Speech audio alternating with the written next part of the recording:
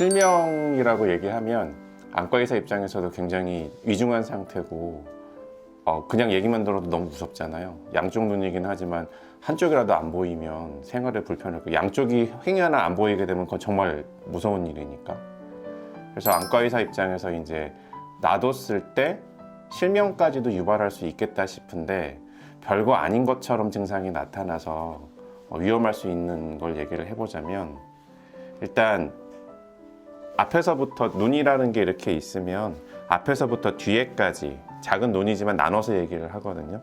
앞쪽 까만 눈동자를 각막이라고 하고요, 하얀 눈동자를 결막이라고 하는데, 여기 생기는 증상은 사실 방치했다고 실명까지 가게 되는 경우는 매우 드물고, 또 방치하기가 어려운 게 아파서 견디기가 힘들거든요. 그래서 그 전에다 병원에 찾아오시니까 큰 문제는 없는데, 먼저 중간쯤에 생길 수 있는 질환이 있어요.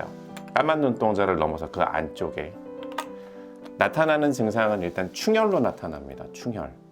눈이 빨개지면 대부분 아시는 게 각막염, 결막염도 충혈이 나타나니까 그냥 뭐 그거야 별거 아니라고 제가 얘기했잖아요. 근데 충혈이 나타나는데 놔뒀다가 실명까지 갈 수 있는 대표적인 질환은 포도막염이라는 병, 또는 홍채염이라고도 부르는 거 하나 하고요, 급성 폐쇄각 녹내장이라는 병이 있어요. 두 개는 좀 다른 카테고리인데, 일단 포도막염, 홍채염이라는 건 뭐냐면, 사람 까만 눈동자 안쪽에는 이렇게 움직이는 동공이 있잖아요.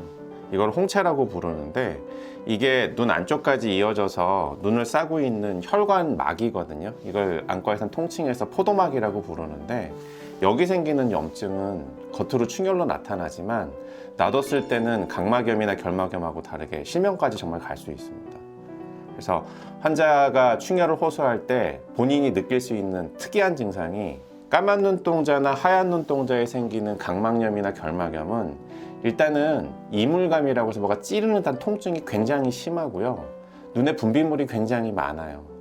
그래서 환자가 통증이 심해지고 분비물이 많아지니까 병원을 찾아오게 될 확률이 매우 높은 질환인데, 포도막염의 특징은 충혈이 나타나기는 하는데 통증이 그렇게 심하지는 않고요, 이물감 같은 건 별로 없고요, 분비물이 없습니다. 그러니까 그냥 눈이 좀 피곤한가? 이렇게 느끼는데, 또 하나 느끼는 증상이 약간 뿌옇게 보이는 증상이 나타날 수도 있어요. 근데 이제 충혈이 까만 눈동자를 중심으로 결막염이나 각막염하고 다르게 완전히 원형으로 둘러싸듯이 나타나는 게 특징이고, 분비물이 아예 없는 충혈이다.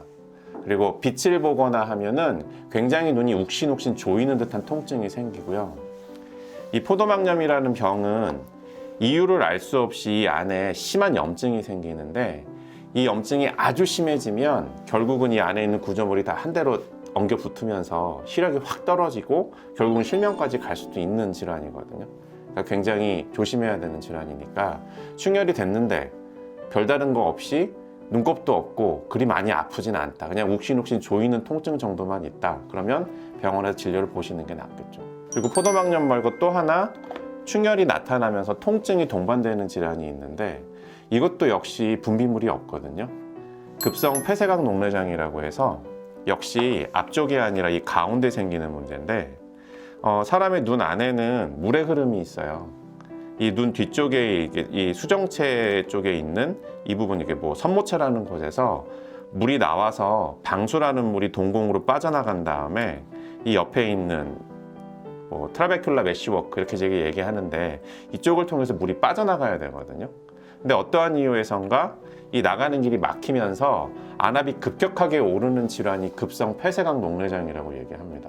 그래서 보통은 나이가 있으신 고령에서 많이 나타나는 거고요, 젊은 사람이 급성 폐쇄각 녹내장 나타나는 경우는 거의 없습니다.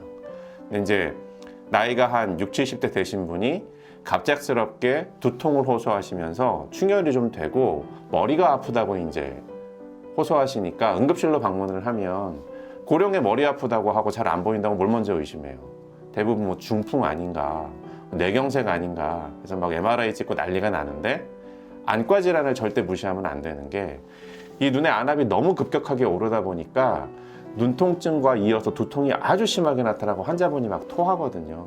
근데 안압이 정상 안압이 한 21까지인데요, 급성 폐쇄각물레장에서는 5, 60을 넘는 경우가 매우 흔하고 이 상태로 24시간이 지나면 거의 돌이킬 수 없는 데미지를 입게 됩니다. 그래서 급성 폐쇄각물레장도 충혈과 두통, 또는 안구 통증으로 나타나고 고령에서 흔한 병인데 방치했다가는 정말 실명까지 갈 수 있는 질환이니까 조심해야 되는 거죠. 그래서 앞쪽에서 얘기할 수 있는 거는 대충 그 정도가 되겠고요. 그 다음에 이제 눈 뒤쪽. 망막에 관련된 문제가 심각한 질환이 꽤 많아요. 실명으로 갈 수 있는 게. 근데 일단 비교적 흔하게 나타나는 것 중에 하나가 알아듣기 쉬우시도록 눈중풍이라는 얘기를 많이 하는데요. 이 망막에도 혈관이 있거든요. 그래서 정상 망막을 보면 이게 정상 망막인데 여기에 이 진하게 보이는 붉은색이 정맥이고 흐릿하게 보이는 게 동맥이거든요. 여기가 막히는 질환이 있습니다. 그래서 질환이 발생하신 분을 보면 이런 형태로 나타나요. 이거는 절반이 막혀가지고 정맥이 막힌 상태거든요.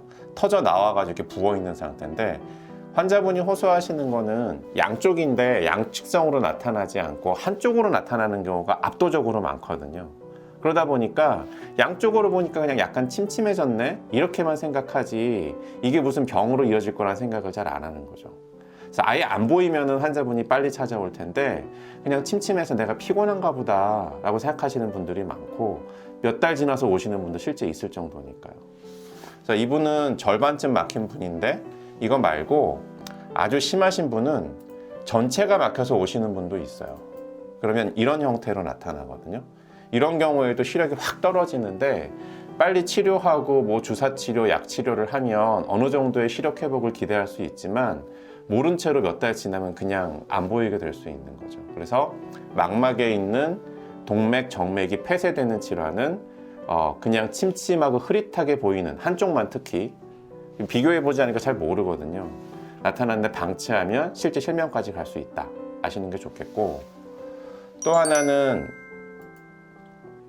황반변성이라고 해서 아까 보여드렸던 정상적인 망막의 이 가운데 보이는 부분을 황반이라고 하거든요. 꼭 무슨 배꼽처럼 보이는 까맣게 보이는 이게 정상 소견이고 여기에 이상이 나타나면은 황반변성이라는 걸로 분류하는데 이것도 증상이 심각하게 초반에 나타나지 않아요. 특히 역시 양측성보다는 한쪽으로 먼저 나타나는 경우가 많은데 초기 증상은 자세히 보지 않으면 모르는 약간 침침하거나 아니면 사물이 약간 똑바른 선을 보면 약간 휘어 보이는데 한쪽으로만 나타나니까 그냥 침침하다라고 호소하시는 분들이 많거든요. 근데 실제 여기에 문제가 생겨서 아주 병이 진행한 상태에서 오시면 이런 식으로까지 진행돼서 오시는데 이분은 아예 여기가 출혈이 심해지면서 다 이렇게 터져 나와서 세포가 다 사라져버린 상태라 한쪽이 안 보이시는 상태거든요. 이쯤 돼서 찾아오시는 분들도 꽤 있는 거죠. 그래서 미리 알았더라면 무언가 치료를 해서 시력을 보존했을 텐데 이렇게 돼서 찾아오시면 정말 해결해드리기가 어렵습니다.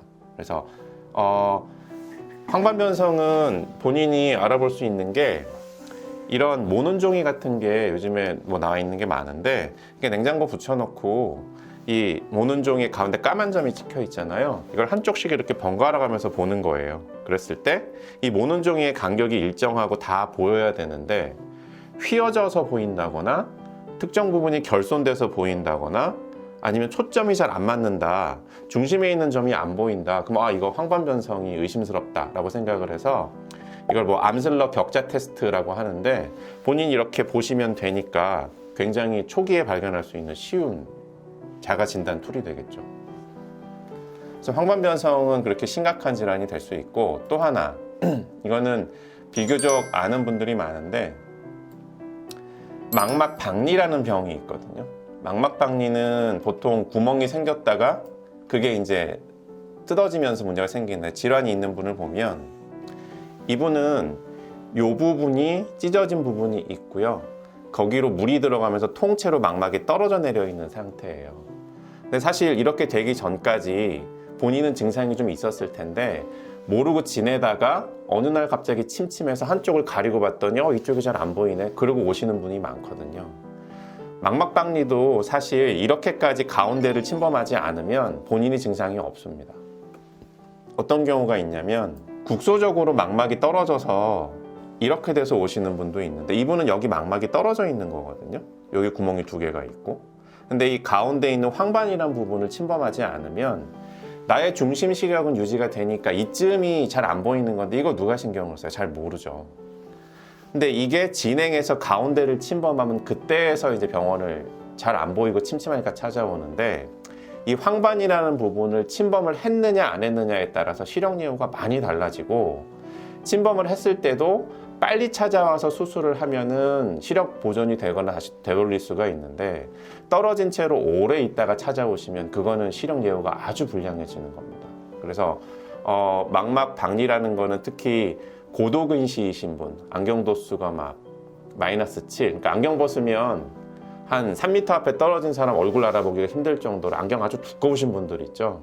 그런 분들이 이 주변부 망막이라고 해서 이런 곳에 약한 부분이 많고, 구멍이 뚫렸다가 그게 통째로 떨어지는 망막박리라는 병이 잘 생기는 거거든요. 그래서 특히 눈이 본인이 많이 나쁘신 분들은 격한 운동 있죠. 몸에 체위 변화가 아주 심하게 일어나거나 타격을 많이 받거나 하는 운동은 사실 나이 드실수록 좀 삼가하시는 게 좋고, 그렇게 침침하거나 덜 보이는 증상이 나타나거나 한쪽이 가린 듯한 증상이 나타나면 그건 지체 말고 보러 오셔야 되고, 그 전구 증상으로 날파리증이라고 해서 까맣게 떠다니는 게 보인다거나 어두운 곳에서 불빛이 번쩍거리는 걸로 나타나는 경우도 있거든요.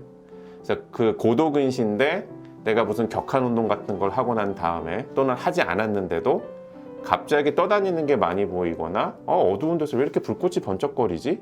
하는 증상이 나타나면 혹시 망막에 구멍이 뚫려 있고 그게 진행돼서 망막박리로 가고 있지 않은 건지를 의심을 해야 되는 겁니다. 그래서 떠다니는 물체가 보이거나, 근데 그게 한두 개, 두세 개 보이는 수준이 아니라 아주 안 좋은 예후를 보이는 비문증은 환자가 호소했을 때 마치 물에다가 까만 잉크를 탁 떨어뜨린 것처럼 확 번지듯이 나타나더니 검은 구름 같은 게 나타나서 시야를 가린다.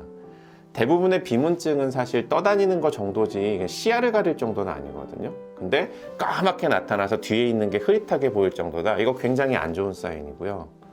너무나도 진하고 큼직하게 하나가 비문증이 나타나더니 이것도 역시 뒤에 있는 물체를 알아보기 힘들 정도로 진하게 나타난다. 이것도 안 좋은 비문증인 거죠. 그런 게 나타나면 지체 말고 병원에 찾아오셔서 혹시 망막에 구멍이 뚫린 건 없는지, 망막이 떨어지려고 하고 있는 건 없는지 확인하시는 게 굉장히 중요하겠습니다.